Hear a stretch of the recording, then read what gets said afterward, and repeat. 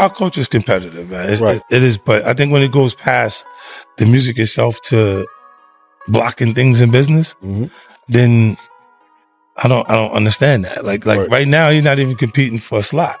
You don't have a new song out that he want to be on the top 10 or top 5, right? And you still competing. It don't make sense. First of all, that vote is fake. That's not a real vote. That's not a real vote. They give it to who they want to give it to. They give it to their darlings. Cowboy Carter. Beyonce. No.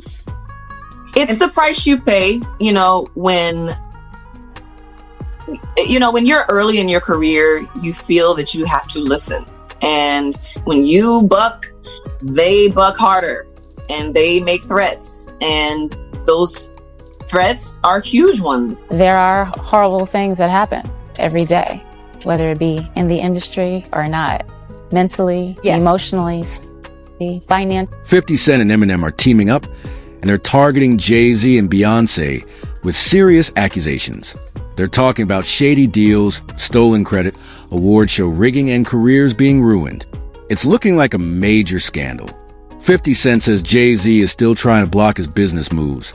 Even today, Eminem has been warning people for years about how corrupt the music industry is, and lately, he's been hinting in his songs that powerful people are controlling things behind the scenes.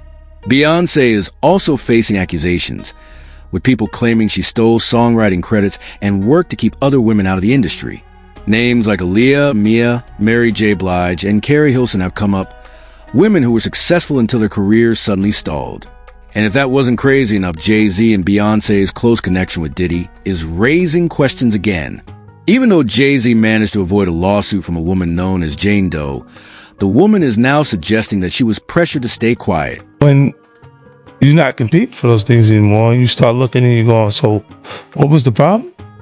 You can't exactly remember what the problem was. That's what went through with you. After some shady people showed up at her door, things are getting even more intense.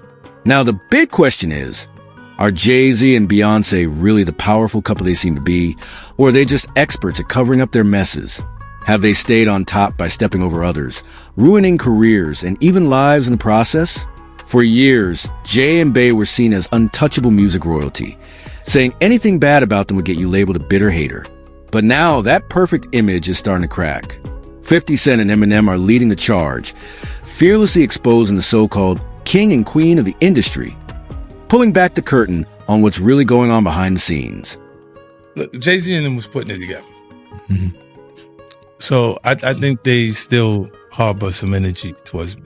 You think you were purposely left out of the ad? No. Oh, okay. I don't think. I think that they were saying the NFL had some issues with me that I don't know what those issues are. Like, what is the issue? You start looking at that's not mine. That's theirs. They harbor it, right? But when you look at M is looking at the entire legacy. Yeah. The whole thing, like with M, Dre, and myself, like I'm a shady aftermath.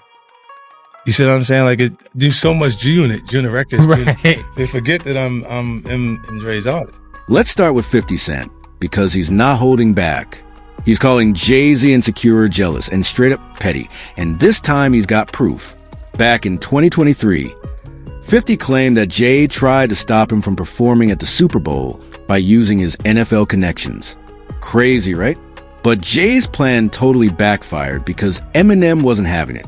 He straight up told the NFL, "Number 50, no Slim Shady." That move exposed just how far Jay was willing to go to keep 50 out of the spotlight. Fast forward to 50's recent interview on Talk with Flea, featuring Cameron, and he's calling Jay out again.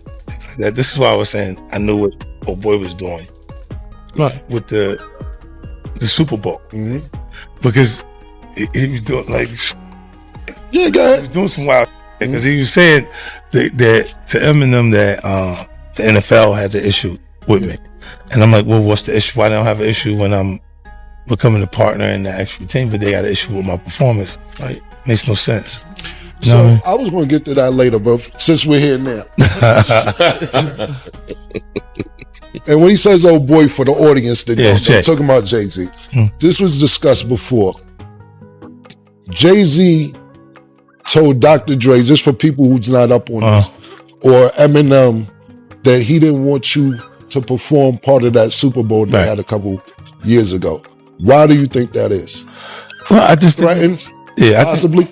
Not even threatened. I think it's just when you take the competition from like our culture is competitive, man. It is, but I think when it goes past the music itself to blocking things in business, then I don't understand that. Like right now, he's not even competing for a slot. You don't have a new song out that he want to be on the top 10 or top 5, and you still competing. It just don't make sense. Like, what are we competing for? What's the goal? Like this even like a lot of this, even a lot of the competitive stuff, or what we would call it beef, right? It changed. That terminology changed from when it's Biggie and Tupac, because we start saying the things that people would say that cause beef in the environment. When before that they called it battling in our culture. Right. Because that's what it is until it turns into some street shit. So when you're not competing for those things anymore, and you start looking and you're going, so what was the problem?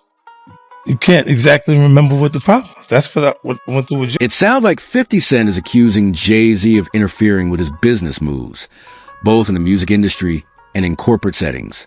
50 has never been shy about calling people out, especially when it comes to business. Do you know what specific deals or situations he's referring to? Trey Young, thank you, sir. All the doors that you opened, showed us that we can be rock stars. Seeing you on the Rolling Stone. Obviously, there's Run DMC with the Leathers and the Aerosmith. But when you came out west, you took it to a whole new level. Some of you don't belong in the category. Oh, no, that was it. No, when I get nervous, I tell it. 50 Cent and Eminem calling out the Grammys isn't surprising, especially since both have a history of criticizing the industry. 50 has always been vocal about behind-the-scenes politics, and Eminem has been saying for years that the awards are rigged.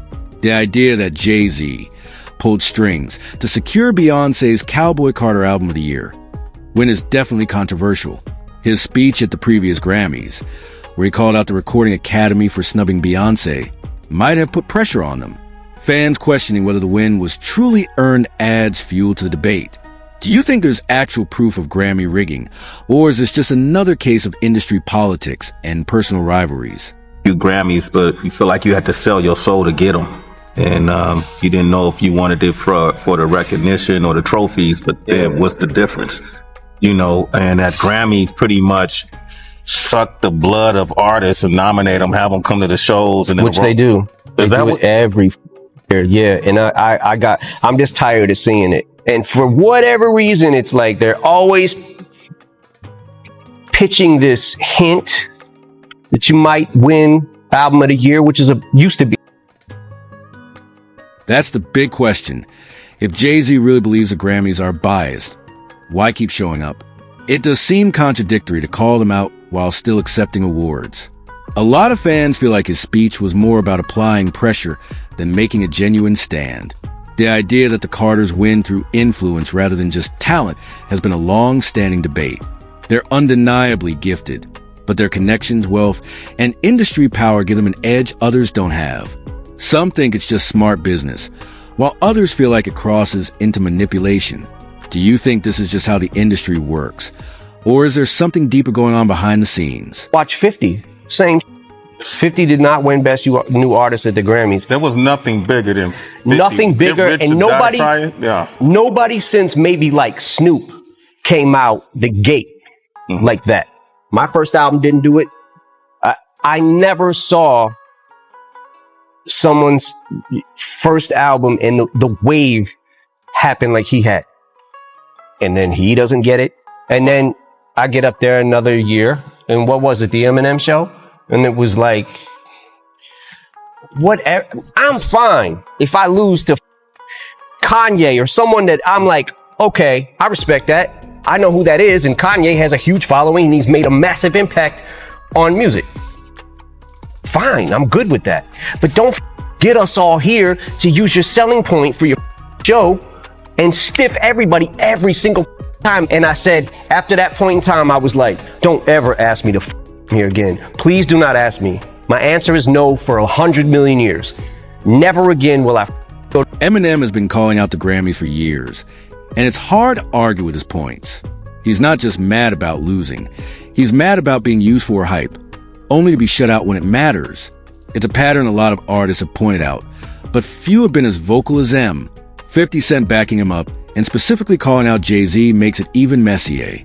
50 has always had tension with Jay, but accusing him of winning awards through connections rather than talent is a heavy claim. If what they're saying is true, it just reinforces the idea that the Grammys are more about industry politics than actual artistry. Do you think Eminem and 50 are just stating facts, or is there some personal bias in their attacks on Jay? Consider, joining a board and maybe you have a vote in it? First of all, that vote is fake. That's not a real vote. That's not a real vote. They give it to who they want to give it to. They give it to their darlings. This got critical acclaim, but it sold 2 records. It ain't about always what you sell. I get that. Vanilla Ice, I understand. You know what I'm saying?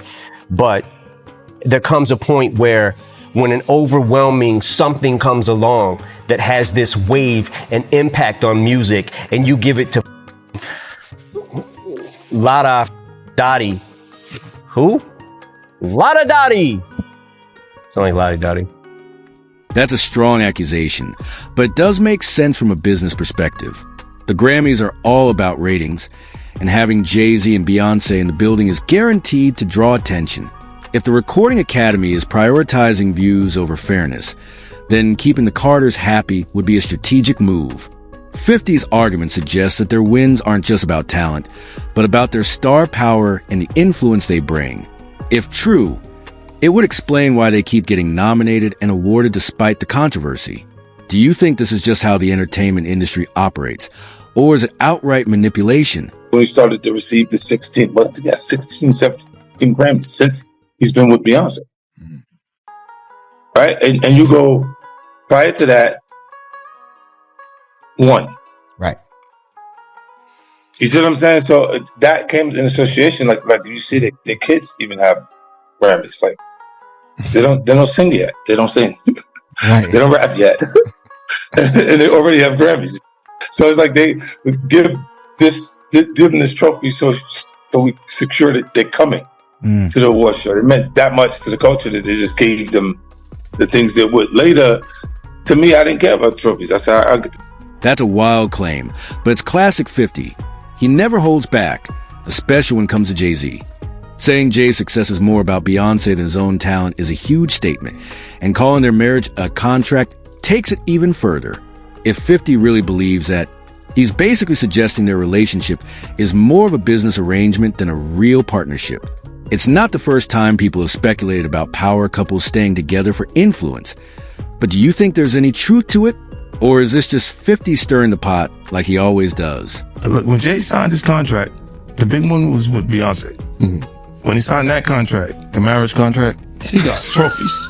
Now those fucking trophies, came rolling in, buddy. He started getting Grammys left and right, man. I mean, look, listen. If you look at his career, You're gonna let him say that?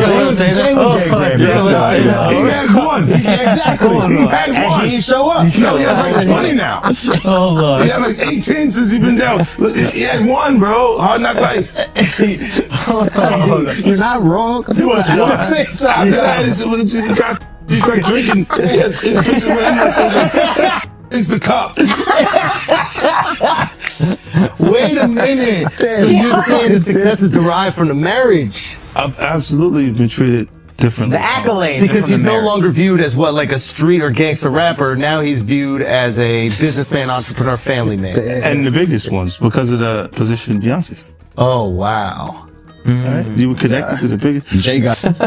Oh, wow. So that's the deal. Yeah, that's the deal. Like, the other ones didn't count as much as that one did. The idea that JayZ and Beyonce actively block other artists to stay on top is a heavy accusation, but it's not a new one. The industry is cutthroat, and power players do whatever it takes to maintain their status. If these whispers are true, it would mean they aren't just winning because of talent, but because they control the game itself. Uncle Ron's claims added fuel to the fire, especially since he said he had receipts. But with his passing, there's no way to verify his statements. Some people believe him, while others think he was just looking for attention before he died. Do you think there's real evidence to back up these claims? Or is it just another conspiracy theory surrounding the Carters? Beyonce and JayZ will do anything to destroy anyone who speaks out against them. Hey, I get the threats, but you have to remember one thing.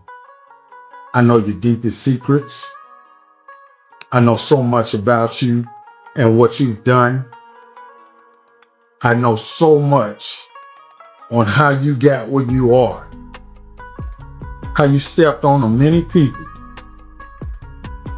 Beyonce, how you guys ended Carrie Hilson's career because she said something. Big L was a rising star in Harlem and one of the most respected lyricists of his time. His murder in 1999 remains unsolved, but conspiracy theories have always surrounded his death, especially since he was reportedly about to sign a major deal right before he was killed. Jaguar Wright has been vocal about the dark side of the industry, and her claims about JayZ make the situation even more suspicious. If what she's saying is true, it suggests that people around Jay either disappeared or had their careers derailed just as he was rising to the top. Do you think there's any real connection? Or is this just another case of people trying to tie tragic events to a bigger conspiracy? The first time I ever saw JayZ or even heard him spit a rhyme was at an MC battle, street battle in New York. But he didn't show up as JayZ. He didn't show up as the hottest rapper on the street. He showed up as that was with Big L. Rest For in those peace. of you, Rest in peace, Big L. rest in peace, Big L. One of the That dopest. was the sense One of that the dopest. Yes. Big L was who put JayZ on. Without question. And then Big L died, and then the next thing you know, The Big L situation has always been one of hip-hop's biggest unsolved mysteries. He was right on the edge of blowing up, and then he was suddenly gone. Jaguar Wright linking JayZ to it is a huge accusation, but without real proof. It remains just speculation. Now, DMX's issues with JayZ are a whole different story. DMX was a powerhouse at Def Jam, and when Jay took over as president in 2004, things got tense. DMX always believed Jay was jealous of him, and their rivalry dated back to their underground rap battle days. When Year of the Dog again was delayed and DMX felt like Def Jam wasn't supporting him anymore, he didn't hold back. He accused Jay of trying to block his success and even said Jay deliberately kept him from shining. Do you think Jay was really sabotaging DMX, or was it just business politics? Okay, I see what's really good. You're trying to eliminate the competition, you know, because at first you retire, you know, then get me off the label. Now you're back rapping again. DMX's track the industry was a bold move, calling out the shady practices behind the scenes. His claim that JayZ purposely held back his album to make room for his own comeback highlights the cutthroat nature of the industry. It's not just about talent, but about who controls the stage and when you get your shot. What's wild is that, like you said, a lot of what DMX exposed in that track still rings true today. Artists are still getting caught in the web of politics, and the industry is still very much about manipulation behind the scenes. The power dynamics DMX rapped about haven't really changed. If anything, they become even more complex with the rise of streaming and social media. Do you think it's possible for an artist to rise without being part of those games? Or is it just part of the game now? The game is bullshit, man. The game is bullshit. If you want to rap or sing or whatever, don't become a part of the game. You know what? Listen to a song I called The Industry. And that pretty much explains, it was saying what it's about, the industry. Man, it's not the same. The industry, it's not a f***ing game. The industry, real is dying to get in the industry just to find they don't fit in. The industry ain't what it used to be. The industry's trying to control the way you MC. They want you to dress like this and talk like that, but I'm going to dress like this and talk with the gap. Irv Gotti's perspective adds another layer to the drama. He's been deep in the industry and knows how the power players operate.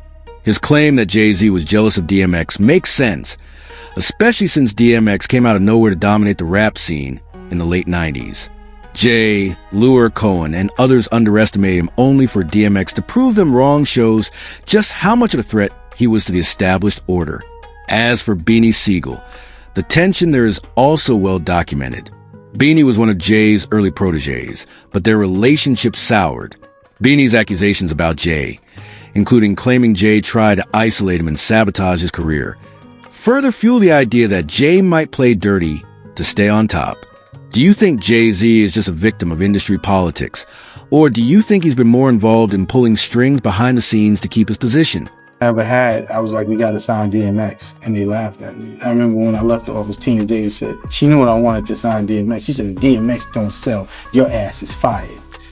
Jay and Dame did not believe in DMX. Jay would be like, you think he's better than me?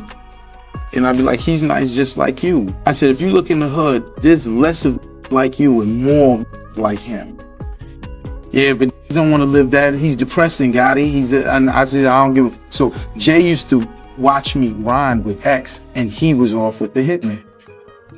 And then something strange happened when I made Get At Me Dog. You remember at the beginning of the video, it's the heartbeats. DMX, live with the tummy. I don't remember the tummy. Funk Massacre's doing, and then I put that sound bite. Let's take it back to the streets, mother.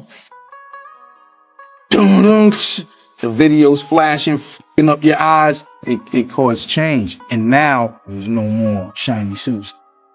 We back to the hood, and X is the leader of this revolution. I used to put on the wall a triangle with 5. Niggas like, they used to clown me. They used to be like, who's gonna buy his records, Gotti? Chihuahuas, he's barking. No one wants to hear that bullshit. And I'd be like, yeah. It's 05. It was no more writing on the walls. It was, y'all can get behind me. I used to tell Leo in the midst of the whole staff, and I would tell him, yo, shut the f up, yo. I said, you work better when you shut up and get behind me. Now this is what we doing. And he would shut up. Beanie Sigel's story really paints a picture of how calculated JayZ's moves might have been behind the scenes. Dropping his projects at the same time as Beanie's to limit his shine seems like a classic industry power play to control who rises and when. And Beanie's acknowledgement of his mistakes doesn't mean he's overlooking Jay's calculated moves. It sounds like Jay was deliberately manipulating the situation to make sure Beanie could only go so far. As for Beyonce, while some fans have tried to portray her as just a supporting figure in JayZ's strategy, it's hard to ignore the fact that she's built her own empire. She's no puppet. She's a boss in her own right. If anything, they've been running things together. Their power couple dynamic likely serves both of their agendas, and they're probably a lot more strategic than most people give them credit for. Do you think Beyonce has been just as involved in these moves as Jay, or do you think she has more autonomy in how they operate? I think one man can destroy another man's life. It's ultimately in your own decisions. You know, I had a lot of issues. Like I said, legal issues at the time. And, you know,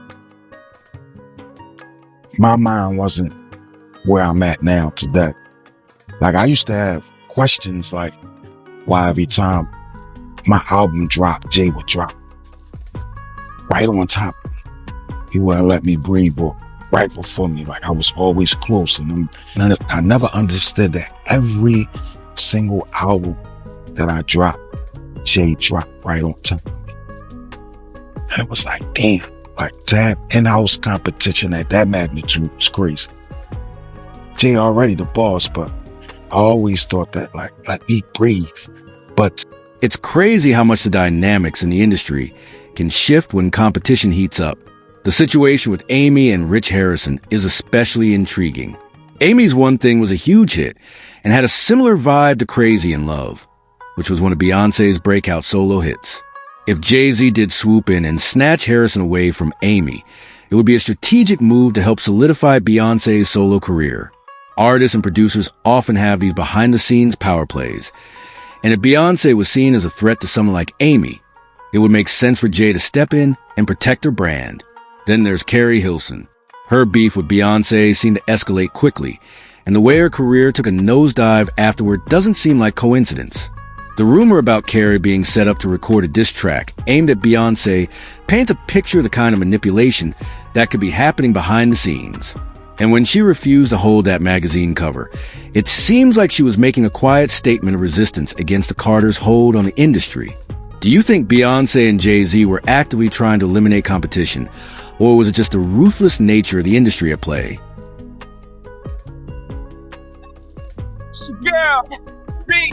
Where you been, A-Marie? I've been out in the universe. No, Talk about your career. Everybody always says A-Marie should have been a superstar. Because she's pretty, she could dance, she could sing. What happened? What do you know what it is?